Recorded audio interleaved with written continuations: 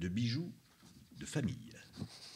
Ce titre dit beaucoup de son auteur, qui est fait de un brin d'humour carabin, même s'il est juriste, mais n'est-il pas spécialiste de droit médical et de la santé, donc un brin de provocation et un gros brin d'érudition de tout ce qui est affaires de droit et même de droit des affaires, parlant latin et grec, connaissant les textes sacrés aussi bien que bon nombre de textes libertins, enfin une érudition très éclectique. C'est avec François Viala que nous avons fondé en 2008 les premières assises du corps transformé, dont nous fêtons aujourd'hui ensemble le 10e anniversaire, 10e édition. Que de chemin parcouru. Je vous rappelle que les ouvrages sur le visage, sur le genre, sur le vieillissement et sur le corps du sportif, les 4 premières éditions donc, de ces assises, sont sur les tables de la librairie La Cavale. Vous pouvez vous les fournir. Les éditions suivantes sont en vidéo sur le site des assises et vous pouvez retrouver donc toutes les communications qui ont été prononcées durant ces 10 sessions. Je suis ravi de retrouver François Viala et lui laisse la parole sans plus attendre. Merci mon cher Jacques pour le dernier gros tiers. Je ne sais pas comment je dois le prendre. 10 ans effectivement, et Jacques, tu rappelais ce poème censuré de Baudelaire, Les Bijoux, censuré en 61, me semble-t-il, dans la 2e édition, pour outrage à la morale publique. La très chère était nue et connaissant mon cœur, elle n'avait gardé que ses bijoux sonores dont le riche attirail lui donnait l'air vainqueur qu'ont dans leurs jours heureux les esclaves des morts. Mais dans les assises sur le genre, nous avions utilisé d'autres vers. Si mes souvenirs sont bons, c'était « Je croyais voir unies dans un nouveau dessin les hanches de l'Antiope au buste d'un imberbe ». On avait pas mal disserté autour de cela. Nous étions à Aix-en-Provence la semaine dernière pour parler d'éthique, de droit et d'esthétique. Nous nous retrouvons autour des parures. Il n'y a pas d'heure pour en parler. De bijoux de famille. Alors, au risque de vous décevoir, cette conférence ne sera pas classée X. Je ne chanterai pas avec Pierre Perret ses bijoux de famille à lui. Nous allons évoquer les bijoux de famille, mais pas au sens terminologique qu'on lui prête parfois en argot et dans le langage populaire. Et le CNRTL nous le rappelle, les bijoux de famille furent d'abord attribués au sexe de la femme, pour ensuite passer à la dénomination des testicules et de la verge, les fameux bijoux de famille que les commentateurs sportifs connaissent. Cette Mercedes classée X a été aussi appelée le bijou de famille, mais c'est d'autre chose dont il sera question entre nous. Nous allons parler de vrais bijoux de famille, de vrais bijoux avec une question... Qu'est-ce qu'un bijou? Et j'ai été très surpris en travaillant cette question que de la première à la 9e édition, le mot bijou ne correspond pas à ce à quoi je m'attendais. Bijou est une espèce de petit meuble, alors dans lequel on peut ranger sa joaillerie, bien entendu, mais il faut attendre la 9e édition, c'est-à-dire l'actuelle édition du dictionnaire de l'Académie française, pour trouver le mot bijou dans le sens que nous lui donnons aujourd'hui, emprunté, et j'en suis Marie, de la langue bretonne, puisqu'il semblerait que le terme vienne de bisou, anneau pour le doigt, et donc objet de joaillerie dont les immortels nous disent qu'il sert à la parure. On est bien dans le thème. Et parmi les bijoux, je vais parler de la bague. Et parmi les bagues, puisque certaines peuvent en porter plusieurs, nous évoquerons la bague de fiançailles. La bague de fiançailles qui a fait l'objet des attentions du droit et notamment de la jurisprudence. Dans le cours de première année, tous les étudiants ont entendu, en tout cas jusqu'à ma génération, parler des fiançailles. Alors on parle aujourd'hui, c'est vrai, un petit peu plus du pacte civil de solidarité, de l'union libre, et il ne reste que quelques vieux dinosaures dont je fais partie pour encore évoquer ce que moi j'appelais probablement à tort la vente à la dégustation, et que le doyen Carbonnier avait qualifié, avec un peu plus de poésie, de marche nuptiale. Marche nuptiale par laquelle on va s'accorder sa fiance, la confiance, la fiance qui est tirée de foi, c'est-à-dire l'espoir de la loyauté de l'autre. L'espoir en la loyauté de l'autre, et cet espoir est en fait juridiquement une promesse de mariage, mais qui, même si certains disent qu'elle peut n'être résiliée que par consentement mutuel, il semblerait bien quand même à étudier le régime des fiançailles qu'il n'est pas besoin de l'accord de l'autre une fois qu'on a pécho pour la rejeter ou le rejeter. Il n'y a pas dans les fiançailles, en dépit de la qualification de promesse, il n'y a pas d'obligation de convoler. Il n'y a pas d'obligation de convoler parce que la liberté nuptiale doit être préservée. Et il n'y a pas non plus de réparation en cas de rupture des fiançailles, sauf bien entendu droit commun de la responsabilité en cas de rupture fautive. Et la qualification de rupture et de rupture fautive va être importante pour savoir si il faut ou non restituer la bague qui a pu être offerte au moment où on s'échangeait notre foi, qui visiblement était au moins pour un ou au moins pour une assez mal placée. Droit commun de la responsabilité, mais aussi responsabilité en cas de décès accidentel de l'un des fiancés. Il peut y avoir réparation contre l'auteur fautif de ce dommage. Nous avons reçu un bijou au moment de l'échange de ces promesses, alors qu'il ne se fait plus, comme dans la première édition du dictionnaire de l'Académie, devant un prestre. C'est une cérémonie qui est généralement familiale. Elle peut encore, en revanche, dans certaines familles, et ça aura son importance, vous le verrez, se faire en public dans une cérémonie qui peut être religieuse. Et c'est important que ce soit public et éventuellement religieux, parce qu'il y a des yeux qui voient, et qui voient notamment quel est le bijou qui est offert, et ça a du poids. Nous allons parler, bien entendu, de cette donation, de ce don manuel, qu'un de mes étudiants à l'oral avait appelé don manuel, donc je ne résiste pas à vous montrer ces tableaux du Goya. Donc ce n'est pas de ces don manuels-là que dont il va être question, mais bien du don manuel.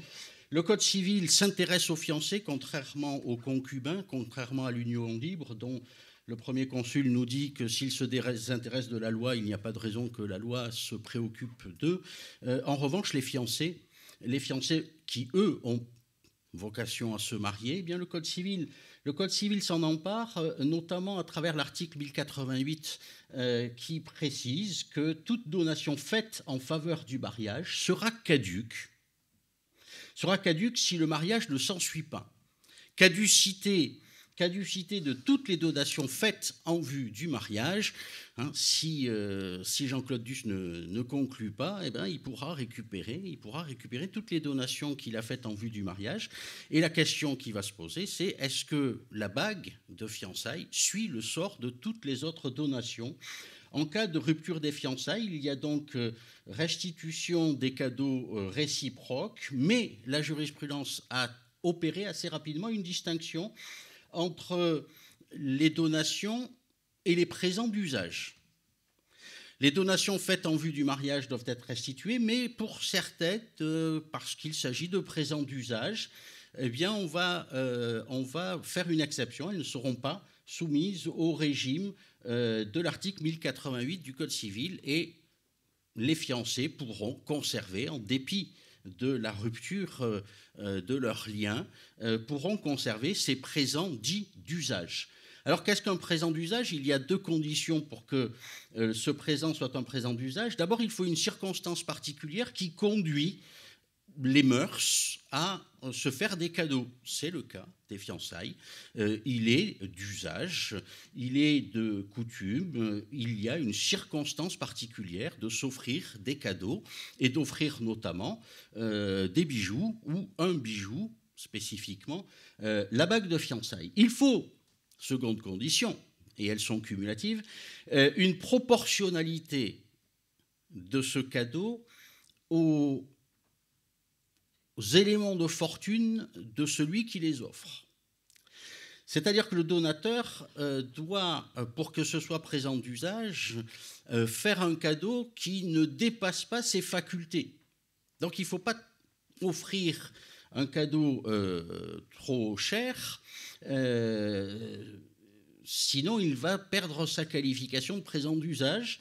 Le présent d'usage, ces critères s'apprécient au jour où la donation, le présent est consenti, et non pas postérieurement, que l'on ait eu un revers de fortune ou au contraire que l'on ait gagné à l'euro million. C'est au jour de la donation que tout ceci est fixé. Proportionnalité à la fortune ou au train de vie du disposant.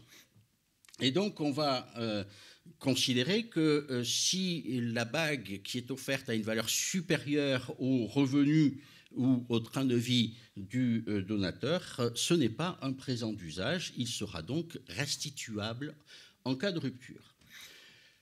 Présent d'usage, donc pas de restitution, mais un sort particulier, donc exception de l'exception, un sort particulier est attribué à la bague de fiançailles pour laquelle il y a eu dilemme. Est-ce que l'on est dans une donation en vue du mariage? Est-ce qu'on est dans un présent d'usage? Très souvent, il y a quand même une valeur importante. Et la jurisprudence sur cette bague de fiançailles nous amène à faire une distinction selon qu'elle est ou qu'elle n'est pas un bijou de famille. Un bijou de famille, dans cette hypothèse-là, la jurisprudence considère que même s'il est d'usage d'orner le doigt de son ou sa future épouse, ça n'est pas un présent d'usage, c'est un prêt à usage, un commodat. C'est un prêt à usage dont la durée est adossée à celle de l'union du couple. Sous-entendu, en cas de rupture des fiançailles, il faut rendre. En cas de rupture du mariage, il faut rendre. Pourquoi? Bien parce que il faut que le bien retourne dans la famille dont il est issu, dont ce bien provient, parce que le caractère familial prime sur l'usage d'orner le doigt de la fiancée. Et comme on ne va pas lui couper le doigt, on n'est pas des sauvages quand même, nous ne sommes que des juristes, comme on ne va pas lui couper le doigt, eh bien, on va lui enjoindre de restituer la bague. Et dans un arrêt très intéressant, qui n'est pas dans le diapo, de la première chambre civile de la Cour de cassation, on est en 1974, la demoiselle Y, qui a rompu ses fiançailles avec un jeune homme pour épouser Monsieur de la Salinière, passons, doit restituer la bague de fiançailles. Elle refuse. On plaide. Injonction faite d'avoir à restituer la bague. Demoiselle Y épouse Salinière, dit « mais je l'ai rendue ». Sauf qu'il n'était pas là. Et donc j'ai déposé la bague de fiançailles dans sa voiture.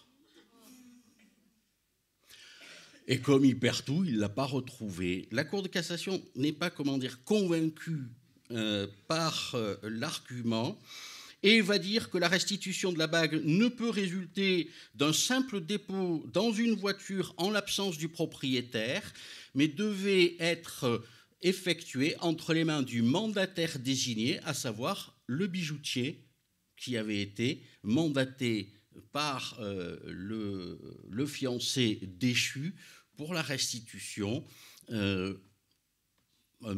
soupçon de mauvaise foi. Un soupçon de mauvaise foi. Donc le caractère familial pouvant primer, on va retirer la bague et la restituer à la famille. En revanche, s'il n'y a pas de caractère familial à cet objet, et si les critères de présent d'usage sont présents, mais seulement si les critères de présent d'usage sont présents, alors le fiancé va garder, ou l'époux divorcé va garder la bague. Parce qu'elle n'a pas de caractère familial ou parce qu'elle ne présente pas les caractères, les conditions du présent d'usage, c'est-à-dire, principalement, elle a une valeur supérieure à ce qu'il est d'usage d'offrir. C'est ce que nous dit la Cour de cassation en 1979, c'est que ce qu'elle a répété, ou plutôt ce que la Cour de Versailles, la Cour d'appel de Versailles a répété en 2002, parce qu'il y a un contentieux contemporain de la bague de fiançailles. Alors, moins pour des ruptures de fiançailles que pour des divorces. De gens qui s'étant mariés au siècle dernier, à l'époque où on offrait encore des bijoux, ailleurs que du manège à bijoux en tout cas, il y a un contentieux qui perdure. Dans cet arrêt de la Cour de Versailles, c'est intéressant parce qu'il y a un diamant familial, mais qui a été monté de façon moderne par un bijoutier. Et donc, on s'interroge sur le fait de savoir si c'est une bague de famille, puisque seul le diamant est de famille. En revanche, tout ce qui le sertit est nouveau. Ne faites pas ressertir vos bagues, elles perdraient leur qualification de bijoux de famille. Et si vous voulez, ce qu'un certain nombre de gens comme moi souhaitent, les conserver, je parle de leurs bijoux de famille, évitez de faire ressertir. Ça perd sa qualification. Et néanmoins, il y aura restitution au donateur parce que le diamant, d'origine familiale, mais qui n'était plus un bijou de famille, avait une valeur supérieure à ses facultés d'achat au jour des fiançailles. Alors, on est un peu élastique avec les caractéristiques, mais enfin, les magistrats y arrivent. Alors, restitution par restitution, cet arrêt de la Cour de Lyon est assez intéressant parce que la cause de la remise de la bague, outre le fait que la disproportion entre la valeur du bijou et la fortune du donateur n'était pas établie. La remise de la bague de fiançailles consiste dans l'usage consacré par les mœurs de l'époque, au XXe siècle, autrefois, consacré par les mœurs de l'époque de faire des cadeaux lorsque le fiancé offre à la fiancée, tout ça est un peu genré, mais probablement aura-t-on un contentieux non genré prochainement sur les conséquences de la loi de 2013, de la loi Taubira. Il est très probable que l'on s'offre des bijoux au moment de l'échange de promesses. Lorsque le fiancé offre à la fiancée une bague de fiançailles, qui exprime au-delà des convenances sociales, au-delà, mais malgré tout, avec convenance sociale, qui exprime l'affection que les fiancés se portent. Alors c'est très étonnant que les juges agissent sur ce terrain-là, parce que juridiquement, je ne suis pas du tout certain que l'amour fasse partie ni de l'institution, ni du contrat de fiançailles d'une part et de mariage d'autre part. Mais bon, ça ne fait jamais de mal de saupoudrer d'un peu d'amour ce monde de brutes. L'affection que les fiancés se portent l'un à l'autre et dont l'importance est fonction de leur faculté pécuniaire. Oui, enfin, il y a de l'amour et il y a le pognon quand même. Et donc, bien, on va regarder quelle était la valeur. Il n'est pas exclu à cet égard que la bague de fiançailles puisse provenir de la famille de celui qui l'offre, ce qui était le cas, sans remettre en cause le fait qu'il s'agisse d'un présent d'usage. Donc là, je suis en train de déconstruire tout ce que j'ai construit. Ce n'est pas parce que c'est un bijou de famille que ce n'est pas un présent d'usage, parce qu'en tant que tel, il ne répond pas nécessairement à la définition du bien de famille remis à titre de prêt à usage. Donc ça n'est pas nécessairement parce que la bague de fiançailles est une bague de famille que c'est un bijou de famille. C'est-à-dire que c'est à la famille qui prétend que c'est un bijou de famille de prouver que ce bijou de famille est bien un bijou de famille. Preuve libre, bien entendu, d'où, disais-je, l'importance de s'être fiancé devant témoin sur plusieurs générations et de s'être toujours transmis le même bijou. Parce que ce n'est pas parce qu'il y a une origine familiale que cela recevra la qualification de bijou de famille. Alors, bien entendu, il faut conclure par des choses malheureuses. En cas de rupture des fiançailles, si cette rupture est fautive, quand bien même la bague est un bijou de famille, la fiancée délaissée pourra la conserver. Pourra la conserver, c'est une sanction qui est faite à l'indélicat, au goujat. Même si c'était un bien de famille, eh bien, vous vous assiérez sur votre bijou de famille. Pardon. La bague de fiançailles est conservée par la bénéficiaire qui a été abandonnée. Pareillement, en cas de mort du donateur, du fiancé, la fiancée pourra conserver la bague en souvenir de son défunt fiancé. Là, la jurisprudence est assez rare, mais j'ai trouvé un arrêt de la Cour d'appel d'Amiens de 1979. C'était bien un bien de famille, un bijou de famille. Néanmoins, la fiancée n'a pas eu, quoique la famille ait plaidé, à la restituer, parce que la Cour d'appel a considéré que le souvenir prévalait sur le droit. Ce qui prouve bien que les juristes ne sont pas seulement des goujats. On ne peut pas conclure sans évoquer Bianca, le rossignol milanais. Jacques Matteux nous recommandait d'aller voir un voile à Milan. Moi, je vous recommande d'aller écouter la Castafiore. Elle est morte ? On ne me l'a pas dit. Donc les bijoux de la Castafiore, où sont mes bijoux? Les voilà, mes beaux bijoux. Et c'est sur ces propos de Bianca que je vous quitterai. Je vous remercie, comme le capitaine Haddock.